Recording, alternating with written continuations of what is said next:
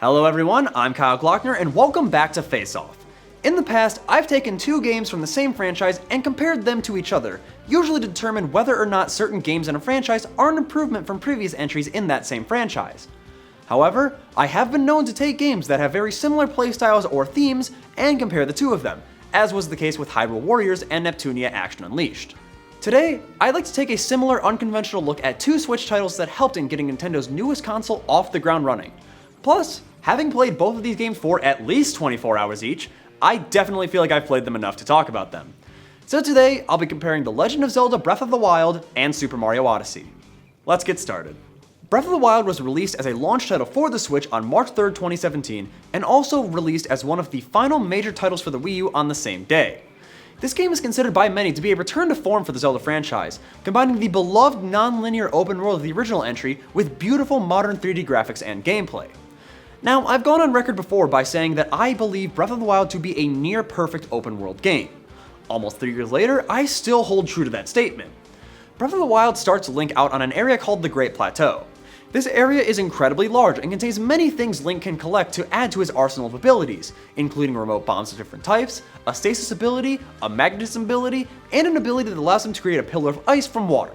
After gaining all of these abilities and exiting the Great Plateau, Link is given a paraglider that allows him to move large distances through the air, which is probably one of the greatest exploration items I've ever seen in a video game.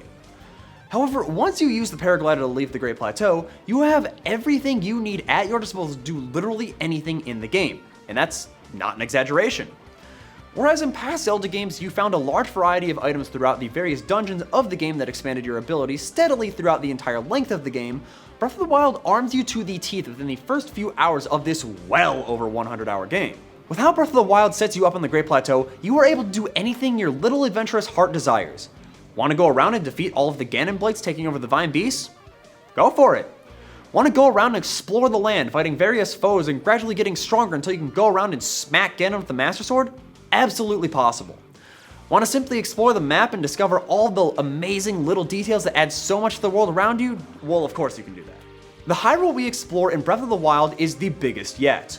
With a map several times larger than Twilight Princess's, and even surpassing the land of Skyrim, there is so much to see in this game. You truly couldn't ask for more in an open world game.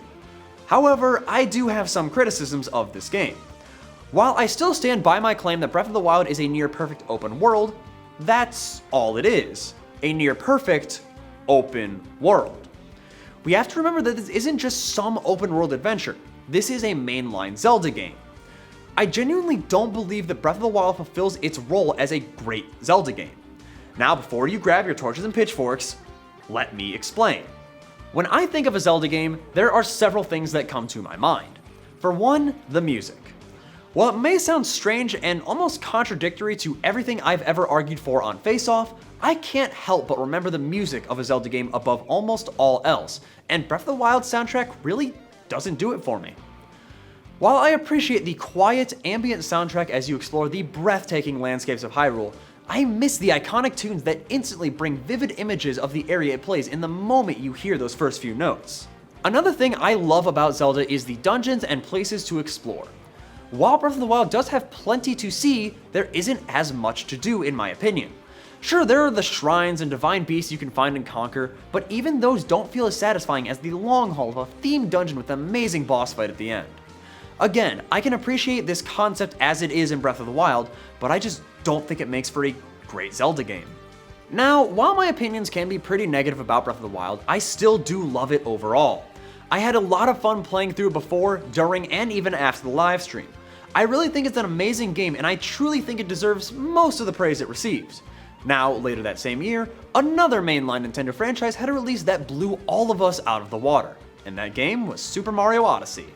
Super Mario Odyssey released for the Switch in 2017 on October 27th. It saw Mario going global as he traveled to various kingdoms, collecting moons in order to power his hat-shaped ship called the Odyssey in order to stop Bowser from marrying Peach. Now, immediately out the gate, Mario Odyssey absolutely blew my expectations out of the water. The kingdoms of Odyssey are absolutely breathtaking. Every single one looks beautiful and I just love all of them. I've talked about 3D Mario games before and how much the design of the individual levels influences my opinion on them, and Odyssey's levels are the best of the best. Between the sheer size of each of them to the amazing detail given to each of them, every single kingdom sticks out clearly in my mind, with some of my favorites being Metro Kingdom, Seaside Kingdom, Luncheon Kingdom, and the Wooded Kingdom. Now, Odyssey plays more like a collectathon as opposed to the other 3D Mario games, meaning that instead of a mere 120 stars to collect, there are over 900 moons to collect in Odyssey. Some of these are gotten through big boss battles and clearing large objectives in the kingdoms, while others are simply found by solving a puzzle or completing a small task. While some have complained about the numerous moons in Odyssey, I absolutely love them.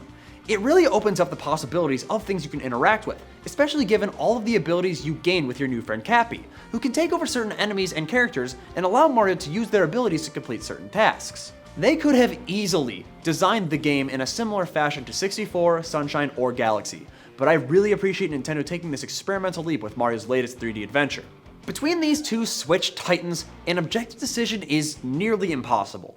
They are both amazing in their own rights and deserve nearly every bit of praise they've gotten. However, in my opinion, Breath of the Wild falls short in what I almost consider its most basic task, being the newest big Zelda game. I know that might still seem like a weird thing to say, but it has genuinely affected my overall view of the game. Like I've said several times, I do love Breath of the Wild and have had a ton of fun with it, but in the end, I have to give the victory to Super Mario Odyssey. But what do you guys think? Do you think Breath of the Wild deserved Game of the Year, or do you think Odyssey was robbed of its rightful title? Let me know by tweeting me at CTV Goofing Off using the hashtag FaceOff. Until then, I'm Kyle Glockner, and this has been Face Off.